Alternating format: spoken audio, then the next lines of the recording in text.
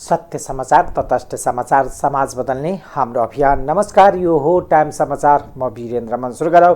मुख्यमन्त्रीलाई ज्ञापन पत्र बुझाइएको सम्बन्धी प्रसङ्गबाट तत्कालीन जनकपुर अञ्चल अस्पताललाई मधेस सरकारले प्रादेशिक अस्पताल र प्रादेशिक अस्पतालबाट मधेस स्वास्थ्य विज्ञान प्रतिष्ठान नाम परिवर्तन गरेपछि अहिले प्रादेशिक अस्पतालको मातहतमा रहेको संघीय सरकारका कर्मचारी र करारका कर्मचारीहरूलाई तलबबाट वञ्चित गरिएको छ। लामो समयदेखि तलब नपाएको भन्दै मंगलबार मध्य प्रदेशका मुख्यमन्त्री लालबाबु राउतलाई कर्मचारीहरूको एक समूहले ज्ञापन पत्र बुझाउँदै तत्काल तलब भत्ता सहितका विभिन्न सेवा सुविधाहरू उपलब्ध गराउन माग गरेका छन्। अस्पताल विकास समिति, कर्मचारी युनियन, प्रादेशिक अस्पताल इकाइ समितिका अध्यक्ष मोहम्मद साफी अहमद अन्सारी लालबाबुले मुख्यमन्त्री राउतलाई 6 बुन्दे ज्ञापन पत्र बुझाउँदै तत्काल उपलब्ध गराउन माग गरेका छन्। जानकी मन्दिरका महन्त राम तपेश्वर वैष्णवले निकाय जानकी मन्दिरलाई भ्रष्टाचार गर्ने थलो बनाएको आरोप लगाएका छन्। महन्त दासले मंगलबार मन्दिरमै पत्रकार सम्मेलन गरी यस्तो आरोप लगाएका हुन्। मधेस सरकारको मुख्यमन्त्री स्वच्छता कार्यक्रम अन्तर्गत भएको जानकी मन्दिर सौन्दर्यकरण बृहत्तर क्षेत्र विकास परिषदबाट मन्दिरमा जडान भएको लाइटमा भ्रष्टाचार गरेको उहाँको आरोप छ।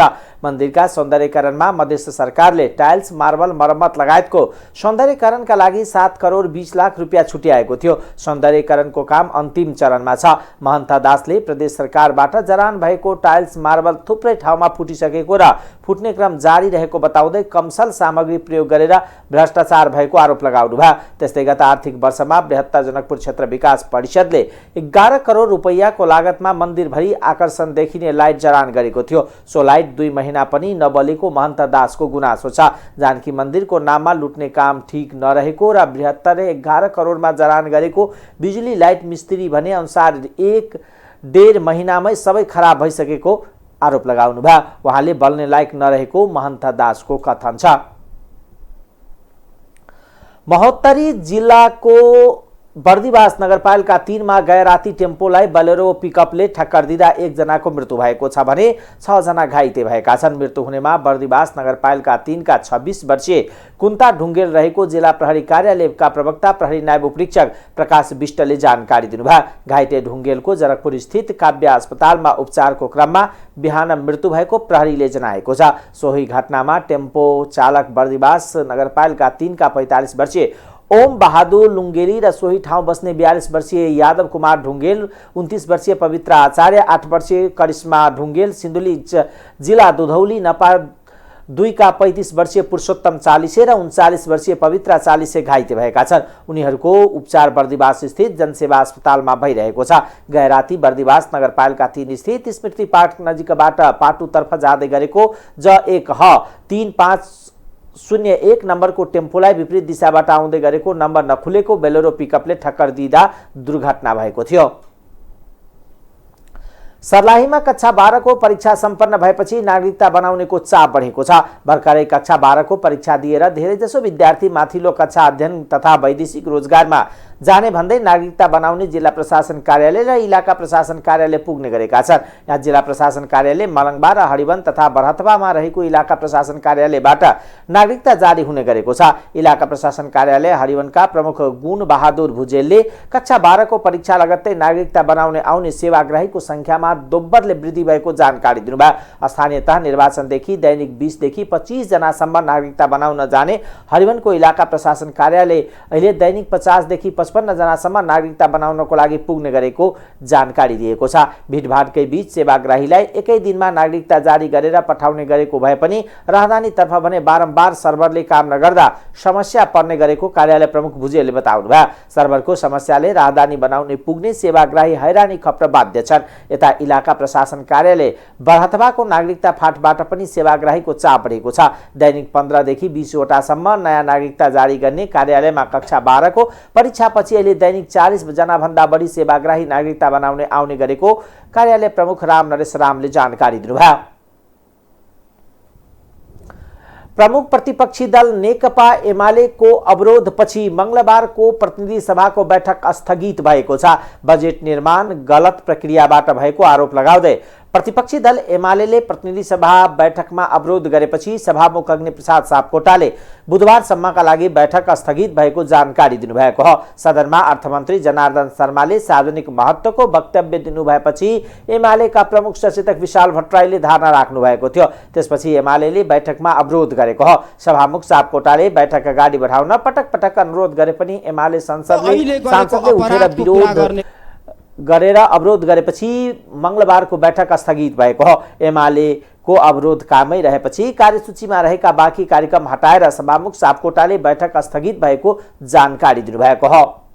सारा मुलुकले यो कुरा थाहा पाइसकेपछि, हरेक जनताले यसमा नजर लगाइसकेपछि, मिडियाहरूमा यति धेरै कुराहरू आइसकेपछि र त्यो अनाधिकृत व्यक्ति प्रवेश गरेर फेरिएका करका दरहरूले स्पष्ट रूपमा बजेटमा प्रवेश पाएर यो मुलुकमा चाहिँ खास घरानाका मान्छेहरूलाई प्रश्रय दिने गरी यी कुराहरू आइसकेपछि यो सदन मुखदर्शक भएर बस्न सक्दैन। नेकपा एमाले मुखदर्शक भएर बस्न सक्दैन। त्यसो भएको हुनाले यदि अलिकति पनि नैतिकता हुन्थ्यो भने हामी के चाहन्थ्यौँ भने सञ्चार माध्यममा यी कुराहरू आइसकेपछि र आफूलाई झलझली थाहा भइसकेपछि अर्थमन्त्रीज्यूको राजीनामा पहिल्यै आइसक्नु पर्थ्यो। तर त्यो त बुझिरहेकै देख्दैछु म। अहिले पनि समय छ, तर हामी त्योभन्दा अरू पृथक धारबाट भन्दैछौँ सभामुख महोदय, यति कुरा गम्भीरतापूर्वक आइसकेपछि सभामुख महोदयको अग्रसरतामा एउटा संसदीय छानबिन समिति गठन होस् र ठिक छ उहाँले दाबी गर्नुभएको छ होइन भन्ने। सदनमा विनियोजन विधेयकका विभिन्न शीर्षकमाथि उठेका प्रश्नको मन्त्री र प्रधानमन्त्रीले जवाब दिने क्रम चलिरहेको छ। अर्को बैठक असार 1 गते बुधबार बिहान 11 बजे बस्नेछ।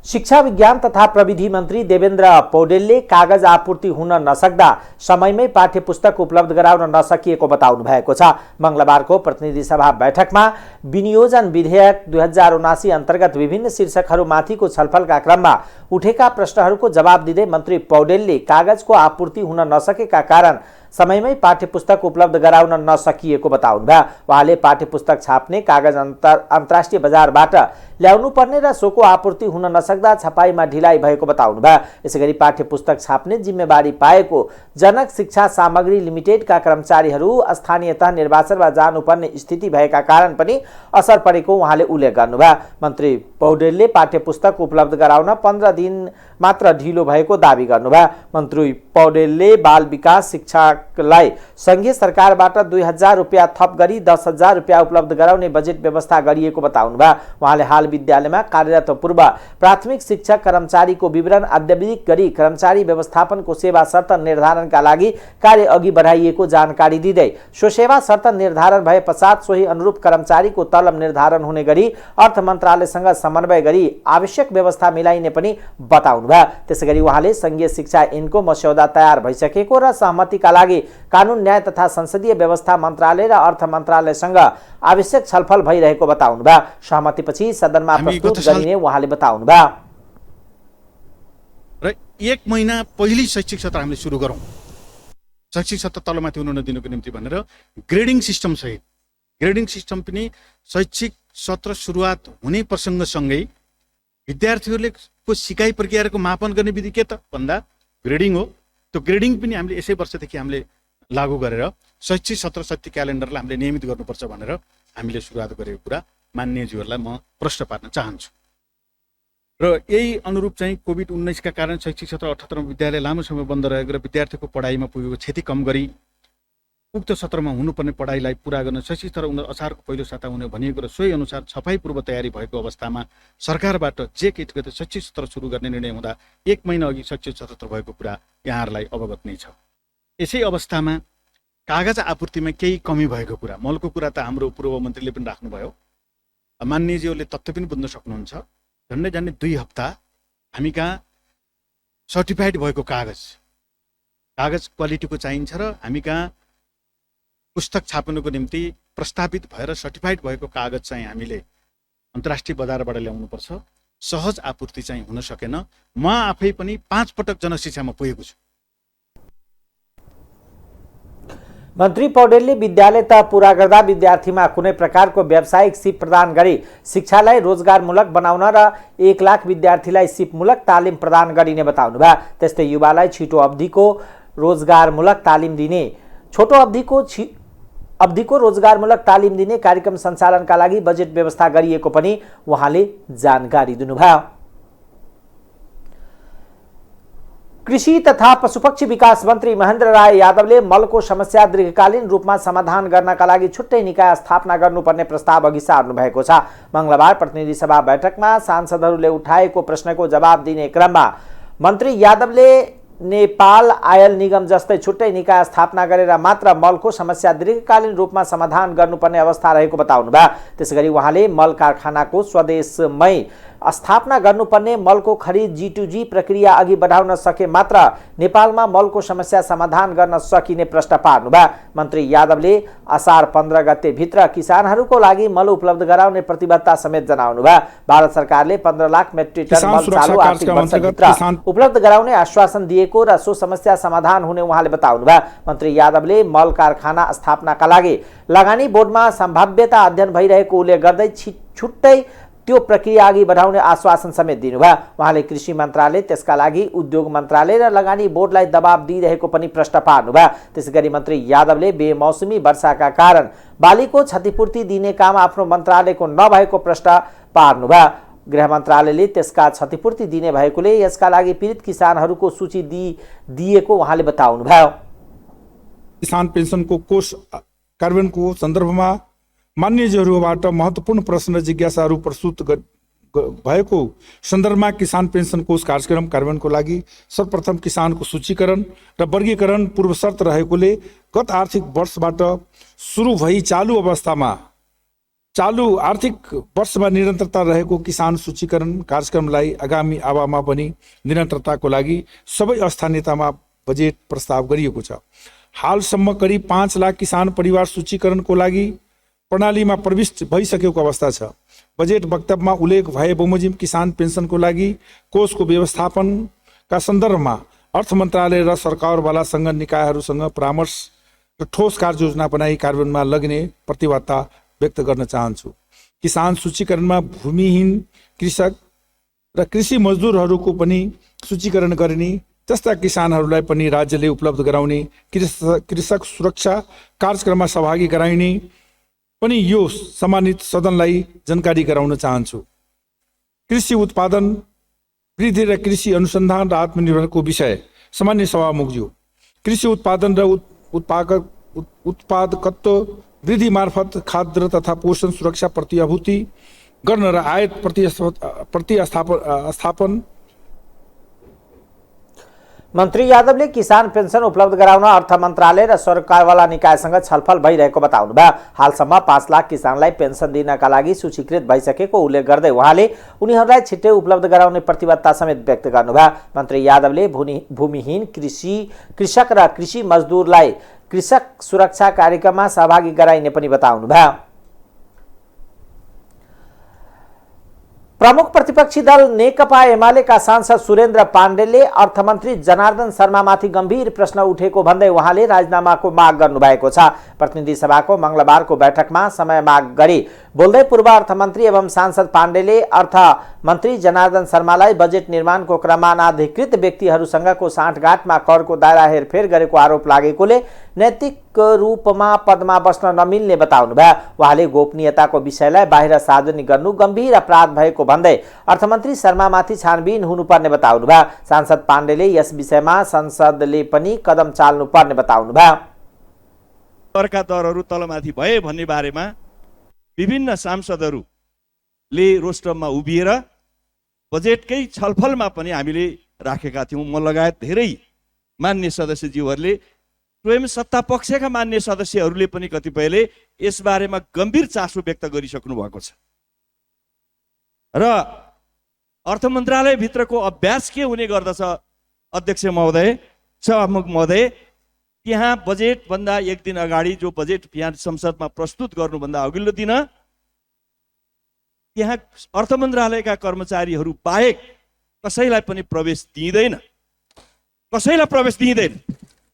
त्यति मात्र होइन, खास गरी करका दरहरूमाथिको छलफल चलिरहेको बेलामा मन्त्रीलाई बाहेक अरू कसैलाई टेलिफोन राख्ने टेलिफोन गर्ने अथोरिटी दिँदैन र सचिवदेखि सबैको टेलिफोन दराजमा लक गरेर छलफलमा बस्ने गरिन्छ। यो प्रचलन रहँदै आएको छ। तर एउटा पत्रिकाले लेख्यो कि अर्थमन्त्रीले मध्यरातमा अपरिचित व्यक्तिलाई अर्थ मन्त्रालयमा डाक्नुभयो र मन्त्रालयका सचिव सहित विभिन्न व्यक्तिहरू जो सरकारवाला व्यक्तिलाई राखेर करका विज्ञहरू उहाँहरू हुनुहुन्छ, उहाँहरूले भनेअनुसार गर्नु भनेर उहाँले निर्देशन गर्नुभयो भन्ने कुरा आएको छ। यो कुरा के हो? यद्यपि कतिपय कुराहरू यसभन्दा अगाडि पनि बाहिर सार्वजनिक भएका थिए। खास गरी स्टिल वायरहरूमा नेपालका स्टिल उद्योगहरूले प्राप्त गरिरहेका सुविधाहरू कटौती गरेर त्यसमा चाहिँ अन्तशुल्कहरू बढाइदिएको र जसको कारणले गर्दाखेरिमा हाम्रो निर्यात एकदमै सुक्दै गएका कुराहरू। त्यसै गरी घिउ तेल। सांसद पाण्डेले यस प्रकरणको सम्बन्धमा प्रधानमन्त्री शेरबहादुर देउवाको पनि ध्यानकर्षण गराउनुभयो। उहाँले यस विषयमा प्रधानमन्त्री देउवाले जवाबदेहिता लिनुपर्ने भन्दै सांसदलाई जानकारी गराउन पनि आग्रह गर्नुभयो।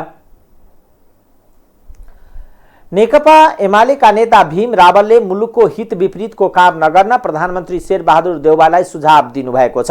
मंगलबार संसद भवनमा सञ्चारकर्मीसँग कुरा गर्दै रावलले स्वच्छाचारी ढङ्गले मुलुकको हित विपरीतको काम गर्न खोजेको भन्दै यस्तो काम बन्द गर्न प्रधानमन्त्रीलाई सुझाव दिनुभएको हो। रावलले सैन्य शक्ति राष्ट्रपछि लाग्न जनादेश प्रधानमन्त्रीलाई नभएको भन्दै श्रीमती आर्जु राणालाई समेत भारतसँग ऊर्जा जीएससँग वार्ता गर्न लगाएको आरोप लगाउनुभयो। अमेरिकाको स्टेट पार्टनरशिप प्रोग्राम एसपीपी को मस्यौदामा नेपाललाई हस्ताक्षर गर्न दबाब दिएको र यो नेपाललाई एउटा कुनै देशको सैनिक अखाडाको रूपमा परिणत गर्ने षड्यन्त्र भएको उहाँले बताउनुभयो। उहाँले स्टेट पार्टनरशिप प्रोग्राम एसपीपीले नेपालको स्वतन्त्र परराष्ट्र नीति उल्लङ्घनका साथै नेपालको अस्तित्वमाथि नै धावा बोल्ने तर्क गर्नुभयो। रावलले गम्भीर कुरा उठाउँदा पनि सरकारले मौनता साध्नु गैर जिम्मेवारपन भएको धारणा राख्नुभयो।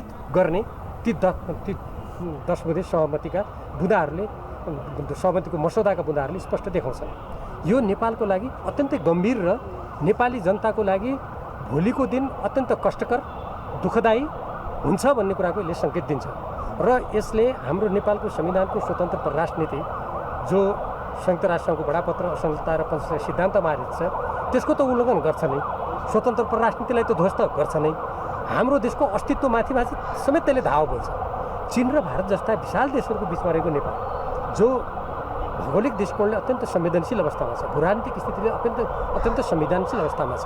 हाम्रो देशलाई त झन् शान्ति क्षेत्र घोषणा गरेर कुनै पनि देशसँग हामी सैनिक वा राजनीतिक गठबन्धनमा नजाने भन्नुपर्नेमा अनि शेरबहादुर देउवाजी प्रधानमन्त्री हुनुहुन्छ जो निर्वाचनबाट आएर म यस्तो यस्तो गर्छु एउटा सैनिक शक्ति राष्ट्रको पछि लाग्छु भनेर उहाँले के जनादेश लिनुभएको हो? उहाँलाई के यो मन परी गर्ने छुट छ?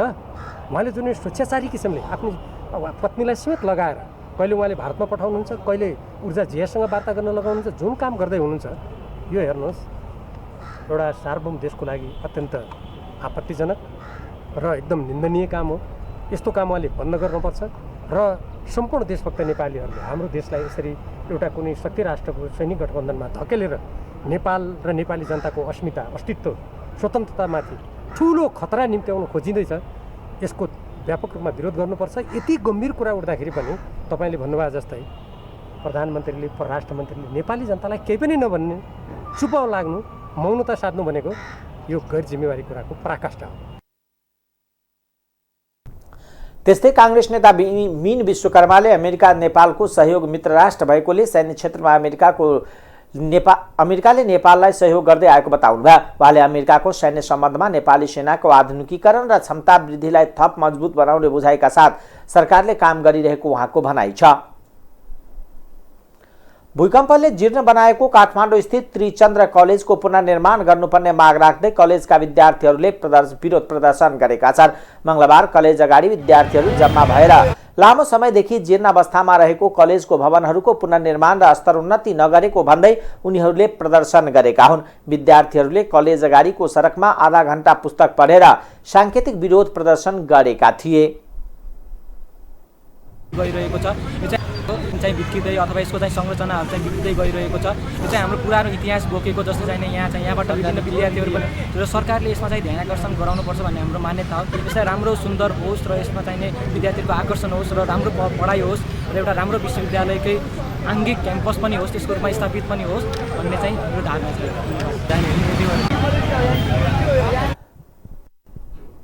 उनीहरूले सेभ त्रिचन्द्र, सेभ घण्टाघर, प्रधानमन्त्रीज्यू तपाईँले पढेको कलेज कहिले बन्ने, इतिहास ढल्दैछ, सरकार मन छ, भ्यू टावर चाहिँ बन्ने, त्रिचन्द्र चाहिँ नबन्ने जस्ता नारा लेखिएको ब्यानर देखाएर प्रदर्शन गरेका थिए। राष्ट्रिय प्रजातन्त्र पार्टीका अध्यक्ष राजेन्द्र लिङ्गदेनले प्रत्यक्ष निर्वाचित प्रधानमन्त्रीको व्यवस्थामा जानुपर्ने बताउनु भएको छ।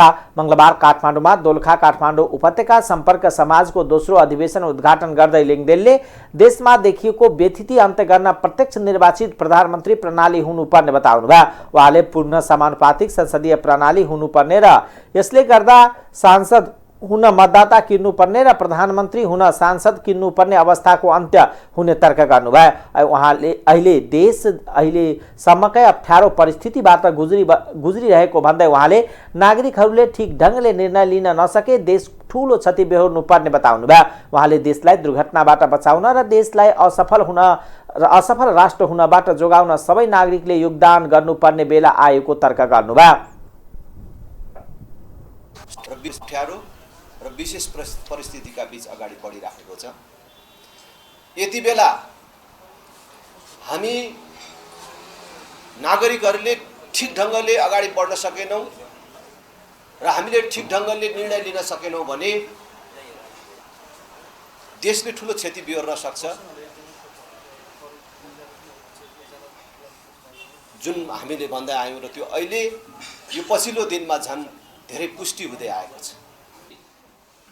हामीले देशलाई दुर्घटनाबाट बचाउनको लागि, देशलाई असफल राष्ट्र हुनबाट जोगाउनको लागि हामी सबैले योगदान गर्ने बेला आएको छ।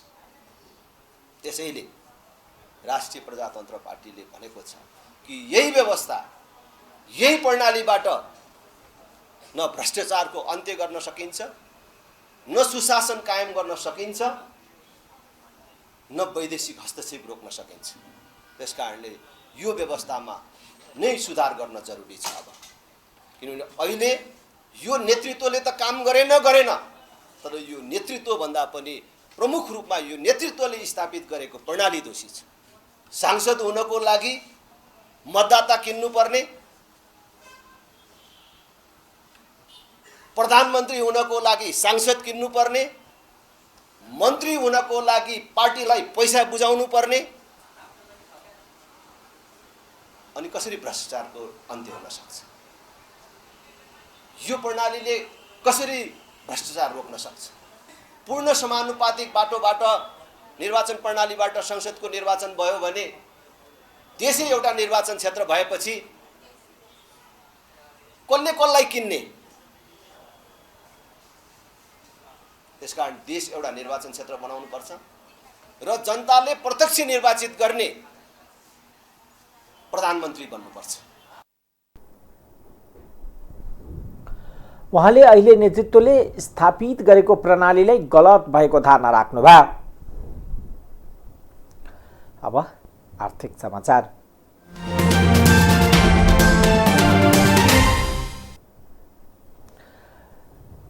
परिसूचक उच्च अङ्कले घट्दा नेपाल स्टक एक्सचेन्ज नेप्सेमा एकै दिन 26 अङ्कको गिरावट आएको छ। मंगलबार कारोबार सुरु भएदेखि नै घट्न थालेको नेप्से परिसूचक अन्तिम समयसम्ममा 36 अङ्कले घटेर 1900 अङ्कको बिन्दुमा आइपुगेको हो। 1.78% को गिरावट आएसँगै 2000 अङ्कमा रहेको परिसूचक खुम्चिएर 1996 अङ्कमा आइपुगेको छ। त्यस्तै सेन्सेटिभ समूहमा 6 अङ्कको गिरावटसँगै 383 अङ्कमा आइपुगेको छ। यसै क्रममा नेप्से 1 अर्ब 18 करोड 55 लाख रुपियाँ बराबरको 41,47,000 किता सेयर किनबेच भएको छ।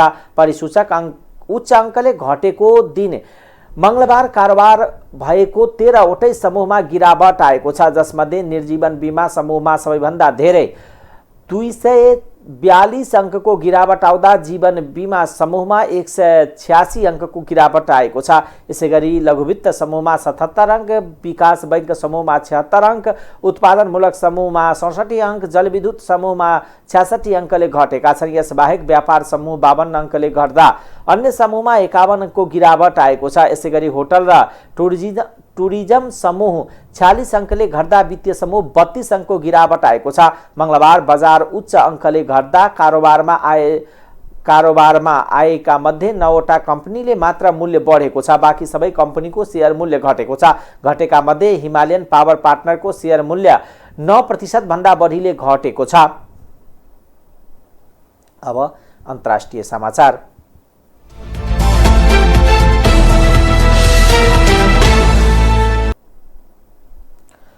कोलम्बियाको सेनाले पूर्व छापामार समूहको असन्तुष्ट गुट कोलम्बियाको revolutionary armed force of Cambodia फार्कका नेताको हत्या गरेको राष्ट्रपति इमानुएल डुकले सोमबार बताउनु भएको छ। काकाको दक्षिण पश्चिम विभागको एउटा ग्रामीण इलाकाको एउटा घरमा सैन्य विद्रोहीसँग भएको जन्मदिन मनाइरहँदा लिडर जेहानी निस्क्यू बोटोटो उर्फ माइबू सैन्य गुप्तचरले भेटेका थिए। उनको दाहिने हातमा भएको नामको ट्याटूले पहिचान गरेको डुकले राजधानी बोगोटाको सरकारी मुख्यालयमा भन्नुभएको छ। इमो अत्याधिक खतरनाक मानिन्थ्यो। उनको टाउको मूल्य 2,50,000 अमेरिकी डलरसम्मको इनाम थियो। यो निसन्देह फार्क असन्तुष्टहरूको विरुद्ध गरिएको सबैभन्दा महत्त्वपूर्ण अपरेसनहरूमध्ये एक हो र हामी अगाडि बढ्न जारी राख्नेछौँ। हामी दुष्टको प्रतीकहरू जहाँ भए पनि खोजिरहनेछौँ र यो कानुनको विजय हो, डुकले भन्नुभएको छ। फार्क छापामार समूह 2016मा निशस्त्र भयो र एक राजनीतिक दलमा रूपान्तरण भयो, तर सबै विद्रोहीहरूले समूहको सरकारसँगको शान्ति सम्झौतामा सहमत भएनन्। असहमत भएकाहरूले विद्रोह जारी राखे। पाकिस्तानी विदेश मन्त्री बिलावल भुट्टो जरदारीले इरानको भ्रमणका लागि जानुहुनु भएको छ। इरानको विदेश मन्त्री हुसेन अहमदुल्लाको आमन्त्रणामा उहाँ इरान जान लाग्नु भएको समाचारमा जनाइएको छ। उहाँले जुन महिनाको 14 देखि 15 तारिकसम्म इरानको भ्रमणमा गर्न लाग्नु भएको पाकिस्तानको विदेश मन्त्रालयले सोमबार एक विज्ञप्ति प्रकाशन गरेर जानकारी दिएको बताइएको छ। त्यस भ्रमणका क्रममा उहाँले इरानी आफ्ना समकक्षी विदेश मन्त्री अब्दुल्लाहिनसँगको द्विपक्षीय वार्ता गर्नुहुनेछ। त्यस क्रममा उहाँहरूबीच पाकिस्तान र इरान सम्बन्धका साथै विभिन्न द्विपक्षीय हितका बारेमा कुराकानी हुनेछ। त्यसैगरी विदेश मन्त्री जरदारीले यही भ्रमणका क्रममा इरानका राष्ट्रपति इब्राहिम राइसीसँग पनि भेटवार्ता गर्नुहुने भएको पाकिस्तानी विदेश मन्त्रालयले प्रकाशन गरेको विज्ञप्तिमा जनाइएको छ। यी वार्ताका क्रममा पाकिस्तान र इरान बीचको अर्थ तथा लगानीका क्षेत्रहरूका साथै यहाँका नागरिकहरूलाई तीर्थयात्रामा गरिने सहजता, इरानबाट गरिने बिजुली आपूर्ति आदि विषयहरूमा छलफल तथा केही सम्झौताहरू पनि सम्पन्न हुन सक्ने बताइएको छ। क्यानाडाका प्रधानमन्त्री जस्टिन ट्रुड्यूले कोरोना संक्रमणको पुष्टि भएको छ। उहाँलाई यो दोस्रो पटक कोरोना भाइरसको संक्रमणको पुष्टि भएको जनाइएको छ। प्रधानमन्त्री जस्टिनले सोमबार आफूलाई कोरोना भाइरस संक्रमण भएको र दोस्रो पटक आफूलाई भएको ट्विट मार्फत जानकारी गराउनु भएको हो। उहाँले आफूलाई कोरोना भाइरसको संक्रमण भए पनि त्यसको कुनै स्वास्थ्य समस्या भने नदेखिएको बताउनु भएको छ।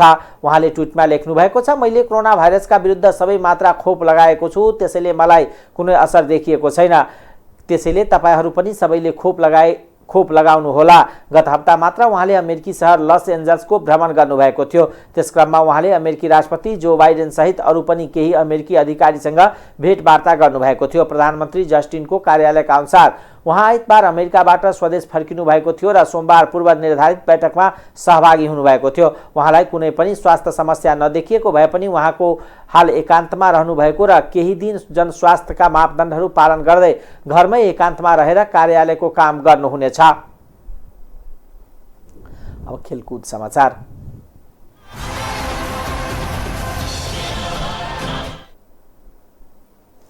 आगामी आर्थिक वर्षदेखि सरकारले खेलाडीहरूको संरक्षण र विकासका लागि खेलकुद बीमाको अवधारणा विकास गर्ने भएको छ। मंगलबार प्रतिनिधि सभाको विनियोजन बजेटमा उठेका मन्त्रालय अन्तर्गतको युवा तथा खेलकुद मन्त्रीका तर्फबाट जवाब दिँदै शिक्षा विज्ञान तथा प्रविधि मन्त्री देवेन्द्र पौडेलले यस्तो बताउनु भएको हो। उहाँले आगामी आर्थिक वर्षमा खेलाडीका लागि खेलाडी बीमा अन्तर्गत खेलाडी जीवन बीमा, खेलाडी तथा स्वास्थ्य प्रशिक्षण बीमा, खेलाडी तथा प्रशिक्षण आकस्मिक बीमाको व्यवस्था गरेको बताउनुभयो। मन्त्री पौडेलले खेलाडीहरूको प्रोत्साहनका लागि खेलाडी भत्ता, उत्कृष्ट खेलाडीलाई नगद पुरस्कार सहित सम्मानको व्यवस्था गरिने पनि बताउनुभयो। उहाँले आगामी आर्थिक वर्षमा 171वटा पालिकामा नै बजेटको व्यवस्था गरी खेल पूर्वाधार निर्माण गर्ने योजना सरकारको रहेको बताउनुभयो।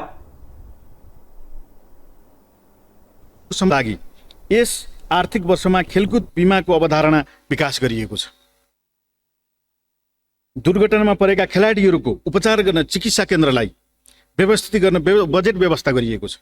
खेलाडीहरूलाई प्रोत्साहन गर्न खेलाडी जीवन बीमा, खेलाडी तथा प्रशिक्षण स्वास्थ्य बीमा, खेलाडी तथा प्रशिक्षणको उपचार र आकस्मिक दुर्घटना सहयोग, खेलाडी प्रोत्साहन पुरस्कार, ओलम्पिक खेलाडी भत्ता, उत्कृष्ट खेलाडीलाई नगद पुरस्कार सम्मानको व्यवस्था मिलाइएको कुरा सम्मानित सदनमा म जानकारी गराउन चाहन्छु।